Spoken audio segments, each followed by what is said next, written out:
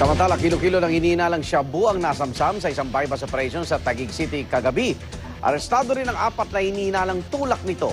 Narito ang report ni Von Aquino.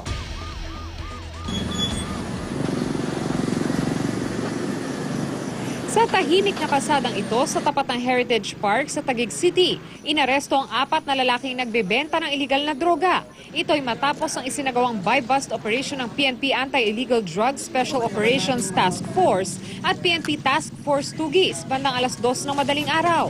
Lula ng sasakyang ito ang 4 na suspect na nakipagtransaksyon sa isang secret agent na bumili ng 400 gramo ng droga sa halagang ₱250,000. Bukod sa 400 gramo ng shabu, nadiskubre pa sa backseat ng sasakyan ang isang ice cooler na may laman pang 9 na pakete ng shabu.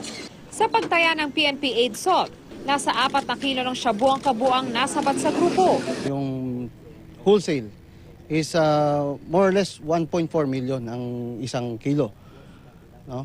Pero pagka siya ay nakarating na sa ating lansangan, sa ating community, yung ating mga kawawang kabataan, no? Mas mamahal siya eh. Mas magmamahal, mas dodoble yung magiging income nitong ating mga perpetrators. Larex Group kung sila'y tawagin dahil sa leader nilang si Larex Pepino na kasamang naaresto sa operasyon. Kinilala ang iba pa nitong kasamahan na sina J. Born Ruira, Jahar Radin at Nelson Conarco. Tumangging magbigay ng pahayag ang mga suspect na naharap sa reklamong paglabag sa Republic Act 9165 o Comprehensive Dangerous Drugs Act of 2002. Itong unang balita sa Taguig City, Von Aquino reporting.